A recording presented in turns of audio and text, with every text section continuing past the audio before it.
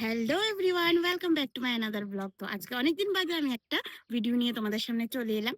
তো আজকে ভাবছি তোমাদের সঙ্গে ভিডিওটা শেয়ারই করে দিই। আমি এতদিন ধরে বাড়িতে ছিলাম না, কিছুদিন যাবত আমি বাড়িতে এখানে ছিলাম না, কিন্তু আমার বাবার বাড়িতে ছিলাম। কারণ আমার কিছু কাজ ছিল ওইখানে, যেহেতু বিয়ের সিজন চলছিল। তো আমি যেহেতু একজন মেকআপ আর্টিস্ট, তো তোমাদের সঙ্গে ভিডিও শেয়ার করা হয় না মেকআপের, কিন্তু তাছাড়াও আমি কিন্তু গাছের ভিডিও তোমাদের সঙ্গে শেয়ার করি।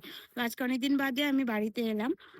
2 দিন হয়েছে আমি বাড়িতে এসেছি। তো এসে দেখলাম আমার দুটো গাছের মধ্যে ফল ধরেছে। তো এতদিন ধরে আমার শ্বশুর মশাই গাছগুলির পরিচর্যা করছিল, জল দিচ্ছিল এগুলির মধ্যে। তো এই হচ্ছে স্ট্রবেরি গাছটা।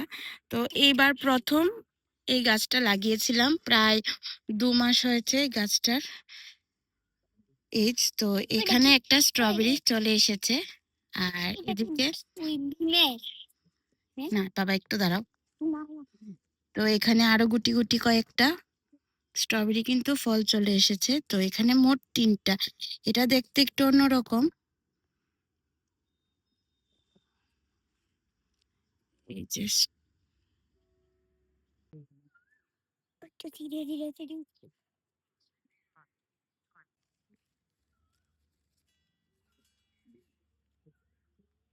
তো বন্ধুরা, এখন কিন্তু প্রায় সন্ধ্যা হয়ে গেছে। তো তার জন্য আমি এখন নিচে চলে যাব, ছেলেকে একটু পড়াবো।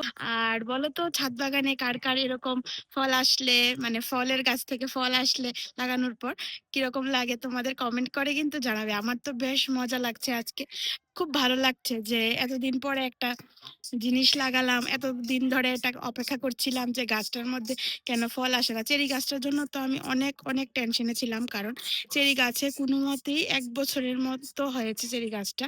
সবেদা গাছের মধ্যে আমি সবেদা গত বছর খেয়েছি, সবেদা অনেকগুলি ধরেছিল। আর চেরি গাছে কিন্তু কোনো প্রকার ফুলও এসেছিল না, আর ফল তো হবেই না, কারণ ফুল না আসলে তো ফল হবেই না। তো আজকে যখন আমি এসে দেখলাম যে এটার মধ্যে ফুল ঝরে এসেছে, তো আশা রাখছি যে সবগুলি যদি নাও হয়, কারণ প্রথমবার তো, কয়েকটা ফল তো নিশ্চয়ই আসবে। আর এরকম কার কার হাতে লাগানো গাছ থেকে ফল পেলে ভালো না লাগে বলো? তো চলো, এখন যেহেতু প্রায় সন্ধ্যা হয়ে গেছে, নিচে চলি।